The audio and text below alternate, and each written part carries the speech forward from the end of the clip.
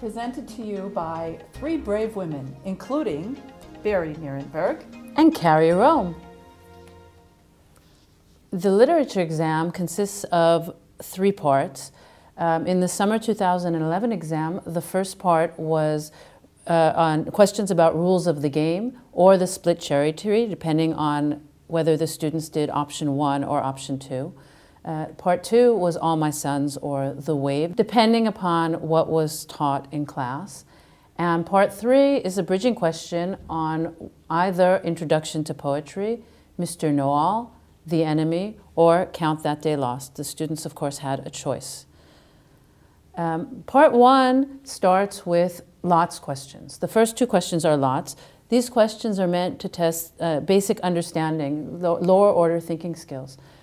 For example, let's take a look at the rules, questions about rules of the game.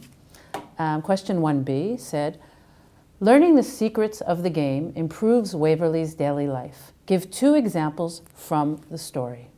The answer key for question 1b said, she no longer has to do the household chores. She gets the support and respect of the neighbors.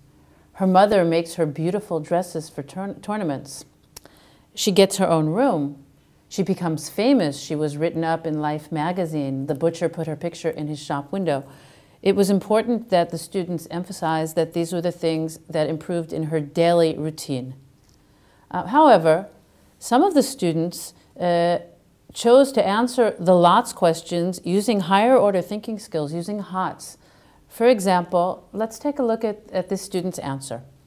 For the first answer, the student wrote, Waverly doesn't do chores anymore, just plays chess. This, of course, was one of the lots answers. But look at the second answer. Waverly gets what she wants by manipulating her mother. This is true. The text does not tell us that she gets what she wants by manipulating her mother, but it certainly implies it. Therefore, we decided that this is a correct answer, and this answer was given full points. There were other types of HOTS answers that were accepted. For example, she became more independent, or Waverly convinces her mother to let her play in tournaments using the secret. In addition, there were answers which received partial credit. For example, her family and neighbors are proud of her, and she becomes more confident. Thank you, Barry. And now we're going to talk a little bit about the HOTS questions, those questions that deal with the higher order thinking skills. In question 1c, for rules of the game, the first HOTS question asks, how does playing chess affect the way Waverly relates to her mother? And the answer key said, at first Waverly respects her mother and takes her advice, but Waverly's success at chess makes their relationship tense. She is less afraid to stand up to her mother. She becomes less passive and more critical. However, she also knows she owes a lot of her success at chess to her mother's wisdom, so she feels guilty when she treats her unkindly. In order to answer this question, we decided that the students needed to include 3 basic elements. We came to this decision based upon the answer key that was provided us. Here are the elements we looked for. They needed to include something about the change in the way Waverly respects or behaves towards her mother. Secondly, something about Waverly's guilt at treating her mother unkindly. And the third element was some sort of example or details from the text itself. The students had to have all 3 elements in order to get full points. If they didn't include the element of guilt or an example or a detail, then we took off 20% from the 80% total for content.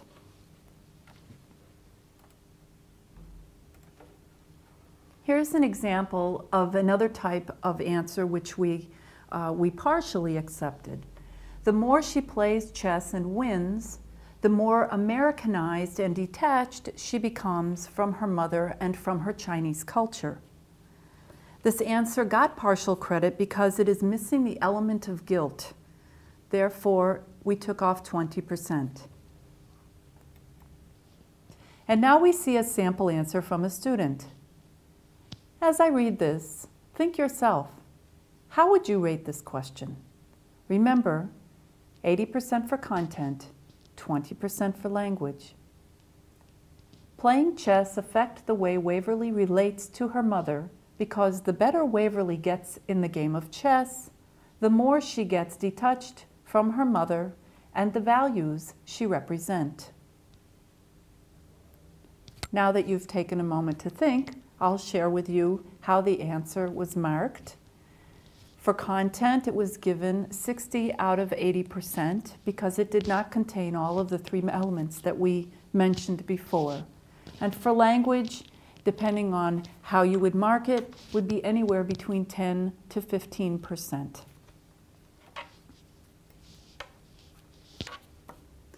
Now we've arrived to question 1D, which is the second HOTS question.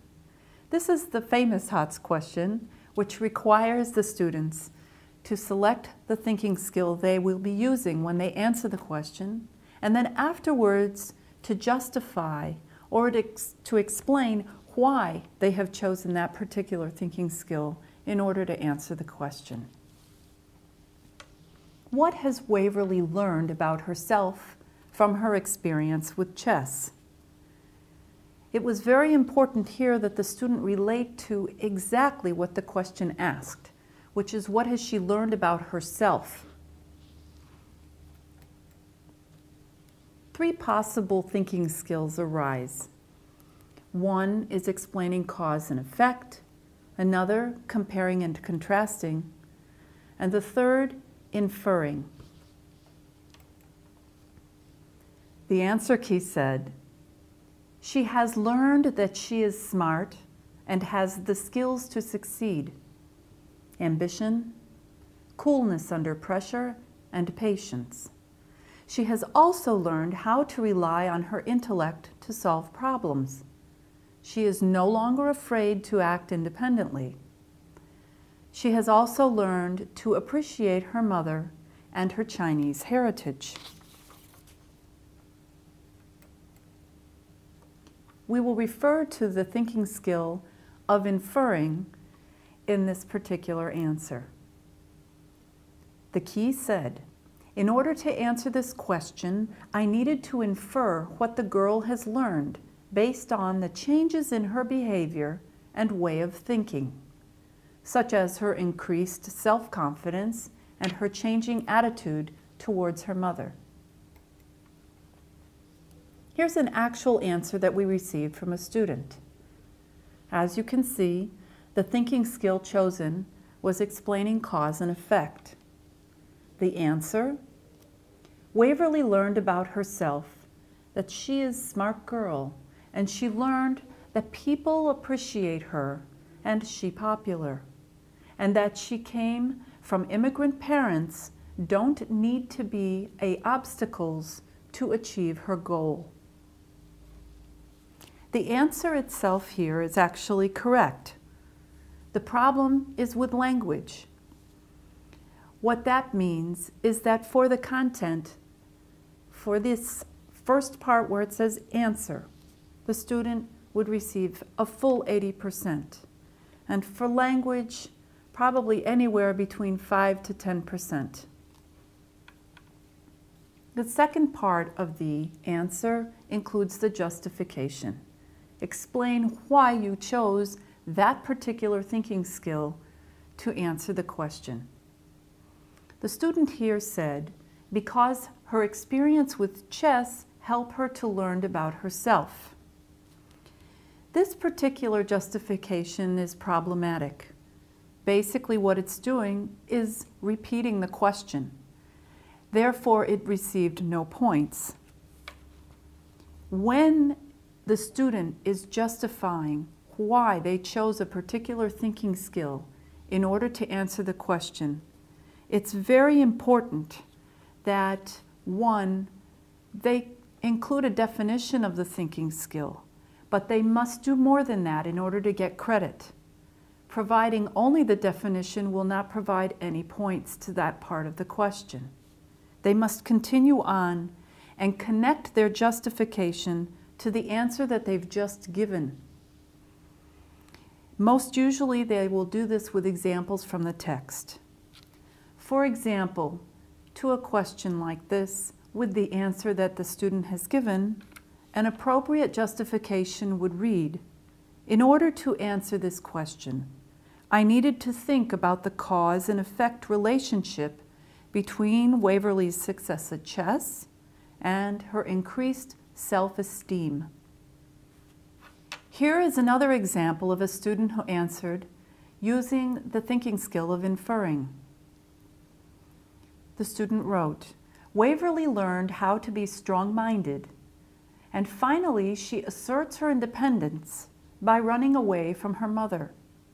In addition, she learns to be independent, and she learns to be restrained and how to resist her instincts." This answer was given no points because it doesn't answer the question. As I mentioned earlier, the student needed to relate to the question of what she learned about herself. This answer, however, tells us what Waverly learned to do, and those are two separate answers. The justification that was written, "I chose inferring because we can read between the lines what has Waverly learned about herself." Apart from the fact that since the answer was incorrect, the justification isn't correct, it can't justify an incorrect answer. Therefore, it receives no points. However, in addition to that, you should note that this particular justification falls into the category of one that uses only the definition of the thinking skill without any example whatsoever from the text. You can take this answer and the justification as examples of what not to do. The alternate HOTS question reads as follows. What is the importance to the story of Waverly being a Chinese American?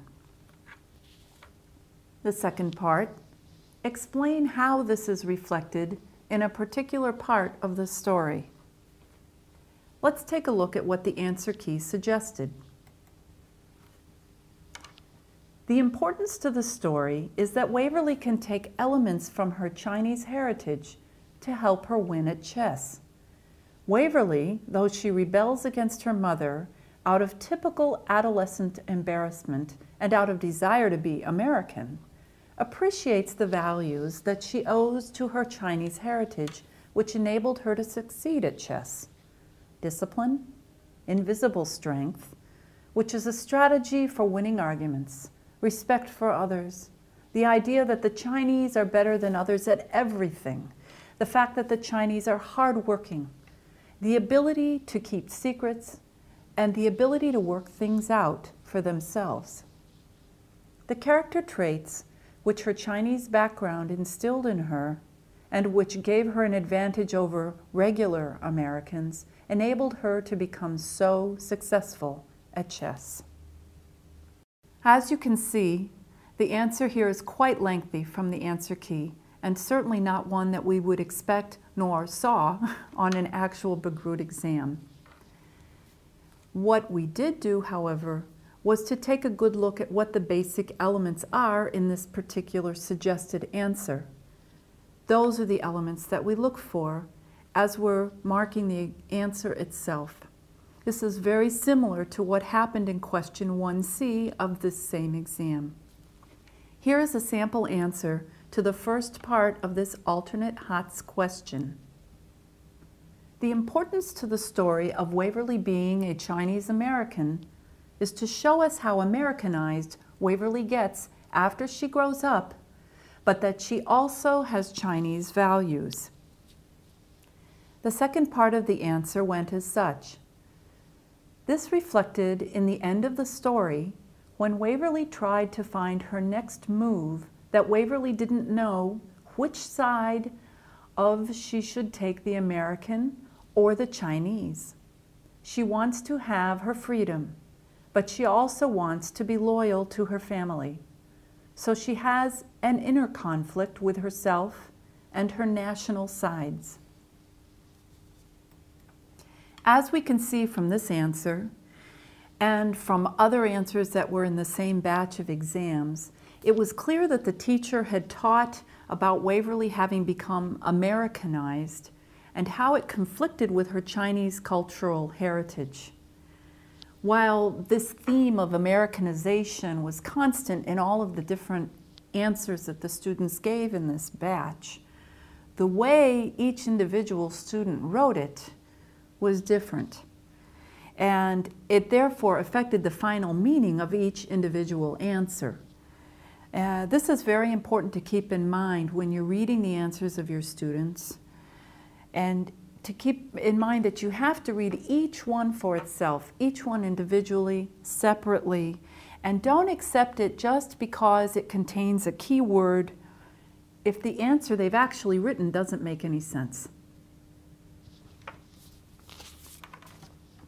Now let's take a look at both of the answers together.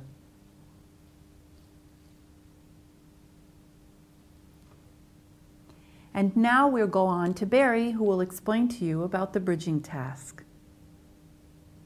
The final part of the exam is the bridging question. This question gives the students additional information about the author or about the text, and then asks them to connect that information to the text itself. Okay, on the summer 2011 exam, the majority of students chose to write about Introduction to Poetry. The question was phrased in such a way that we had to look very closely to make sure that they had done more than just rephrase the quote in their answer. The question read as follows. This is a quote by Billy Collins from an interview with him.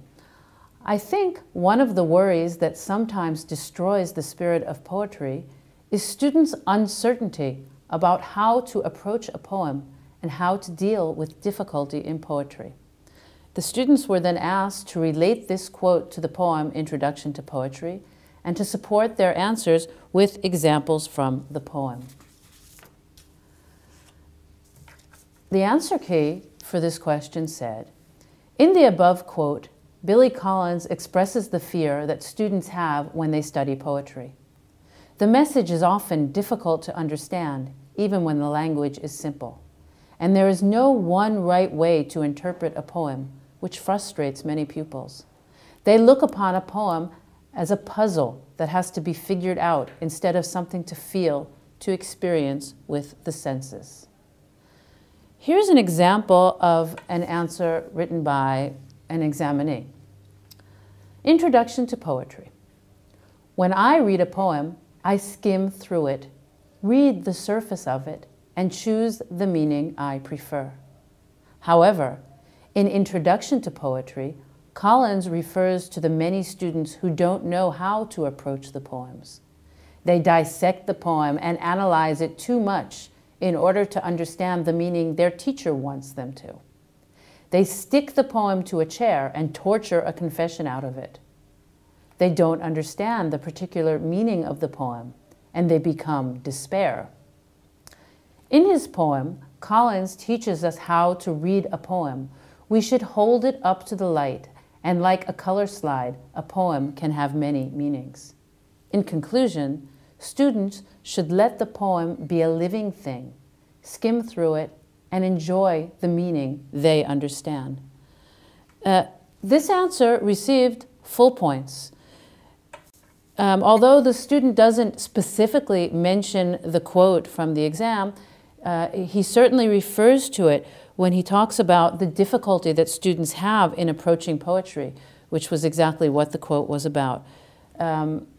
Again, the answer received full points for content. 20% of the points are for language, and for that there was some deduction, although this was a fairly good answer. And so what lessons have we learned?